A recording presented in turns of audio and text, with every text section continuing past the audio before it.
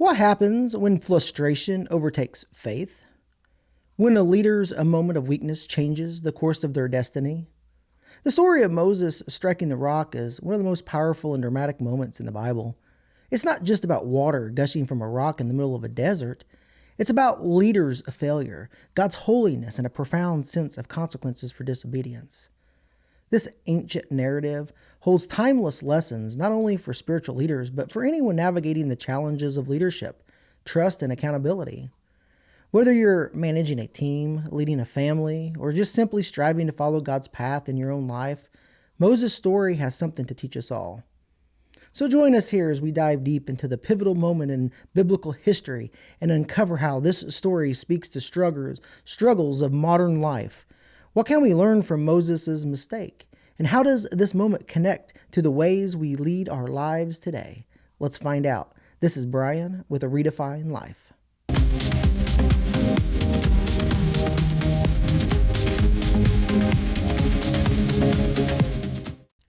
The story of Moses striking the rock is found in Numbers 21 through 13, and it's one of the most profound moments in a leadership's journey.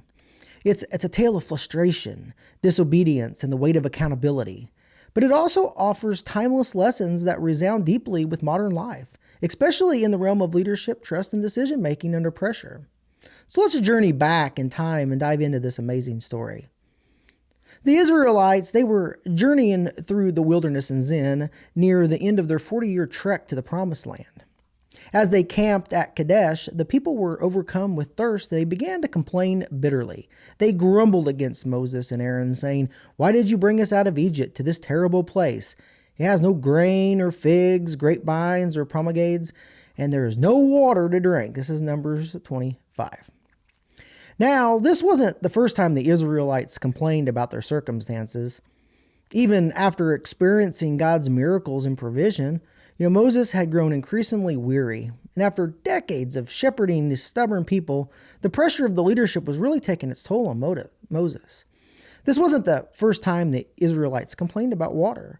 We can look back in Exodus 17. This is early in their journey through the wilderness. The Israelites, who had just witnessed the miraculous parting of the Red Sea and they were receiving manna from heaven, they began to complain about lack of water. They turned to Moses with accusations, grumbling, and he had brought them out of Egypt, only to let their families die in this thirst in the desert. Moses cried out to God for guidance, and God told him, "Take the staff and strike the rock," and water began to flow. So Moses was in a similar situation with the Israelites complaining about water again. But in his frustration, him and Aaron, they turned to God as they should. And they went to the tabernacle where they fell face down in prayer. And God appeared in his glory and gave Moses clear instructions. This time, though, he said, "Take the staff, and you and your brother Aaron gather the assembly together. This time, speak to the rock before their eyes, and it will pour out water." And this is in Numbers 20, verse 8. But when Moses stood before the Israelites this time, his frustration boiled over. He rebuked them, saying, "Listen, you rebels, must we bring out water of this rock?" That's in Numbers 20, verse 10. Then instead of speaking to the rock as God had commanded, Moses struck it twice with his staff. Water gushed out, providing for the people and their livestock, but Moses' actions carried significant spiritual consequences. So you may ask, what made Moses' actions significant? Well, this was a moment more than just a mere lapse of judgment. This was a serious act of disobedience and with deep implications. The disobedience to God's direct command. God had explicitly instructed Moses to speak to the rock this time. By striking it, Moses reverted to an old method used in Exodus 17, verse 6, when God had commanded him to strike a rock to bring forth water. This choice revealed a resilience on what was familiar rather than to trust God for new instruction. This act of disobedience was not just a mistake, but a failure to honor God's authority. Anger and pride. Moses' words, "Must we bring you water?" shifted the focus from God's power to himself and Aaron. His frustration led to an act, though the miracle was dependent on his own efforts. And instead of demonstrating God's grace, Moses displayed human frustration, which misinterpreted God's character. God wanted to demonstrate his grace and his provision to the people, and Moses' action portrayed the picture of wrath and anger. The symbolism of the rock is interesting to look at in Christian theology here, that the rock is seen as a symbol of Christ. Paul writes, "For they drank from the spiritual rock that accompanied them, and the rock was Christ." And that's in 1 Corinthians 10, verse 4. Striking the rock in Exodus represented Christ's sacrifice. Speaking to the rock in Numbers symbolized the sufficiency of that sacrifice. There was no need to strike it again. Moses' disobedience disrupted the imagery. Accountability in leadership. As the leader of God's people, Moses was held to a higher standard.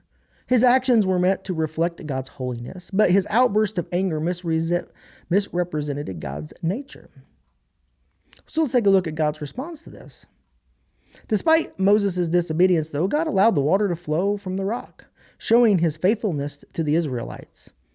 However, he immediately addressed Moses and Aaron, saying, "Because you have not believed me, to treat me as holy in the sight of the sons of Israel, therefore you shall not bring this assembly into the land which I have given them." That's Numbers 20, verse 12. This punishment, though severe, highlighted the weight of Moses' leadership role. As a mediator between God and the people, Moses' actions carried significant consequences. This failure to trust God and to obey God prevented him fulfilling his long-held dream of entering the Promised Land. So how can we connect this story to today? Well, the story of Moses striking the rock offers timeless lessons, really, that resonate deeply in modern Christian leadership and personal challenges.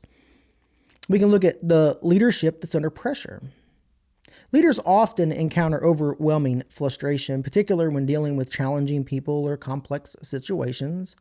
Think of those navigating the pressures of the global pandemic and people that have intense political agendas, or just trying to keep a business afloat that might be failing. Like Moses, they may feel burdened and tempted to reach out in their own emotions and rather than wisdom from God. This story serves as a powerful reminder that true leadership demands patience, humility, and an unwavering trust in God's guidance. There's power in obedience. In our personal lives, how often do we choose our way over God's? Probably oftentimes more than we want to admit to and count. Obedience is central to our faith and trust in God. It reflects our desire to align our lives with God's will. Whether in our careers, relationships, or spiritual journey, the temptation to take shortcuts or rely on past methods is strong. We must be receptive to the Holy Spirit's guidance and have a willingness to act even though it may be uncomfortable or not what we really want to do. Moses' story challenged us to trust God's instructions even though they may seem unconventional or unnecessary. Accountability in leadership. There's recent scandals in politics, business, and religious institutions highlight the importance of accountability. Moses' punishment underscores that leaders are held to a higher standard because their actions influence others. Leaders must take a lead not just in action but in character, setting the example for others to follow. They serve the foundation upon which confidence of their team or their followers are built. True leadership goes beyond making decisions. It's about modeling the behaviors, the values, and the principles that inspire trust and respect. A leader's actions should reflect the vision they want to instill, creating a sense of purpose and direction. By demonstrating this integrity, resilience, and compassion, leaders not only guide others, but also empower them to rise to their full potential, ensuring they feel supported and motivated to follow the path laid before them. Missteps in leadership can erode this trust, just as Moses' disobedience misrepresented God to the Israelites. We must trust in God's plan. In this world, it's filled with uncertainty. We often feel the need to take control, yet Moses' story reminds us that God's ways are not our ways, and they're not always logical by human standards, but they always are sufficient.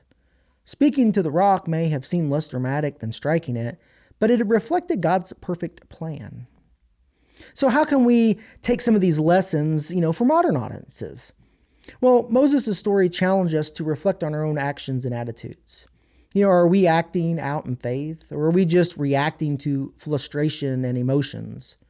Do we trust God's instructions, even when they seem challenging to our expectations or they don't make sense?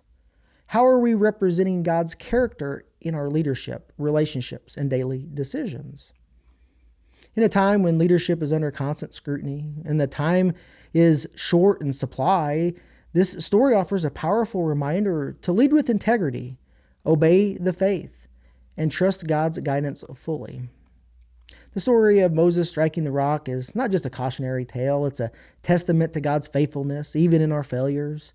It calls us to honor God through our obedience, patience, and trust. As we navigate the challenges of this modern life, may this story inspire us to lead with humility, act in faith, and represent God's holiness in everything that we do. Thanks for watching. If you've enjoyed this video, please hit that like button and consider subscribing to the channel. Also hit that little notification bell to be notified of new content. And as always, let's continue to bring the glory of God to this world.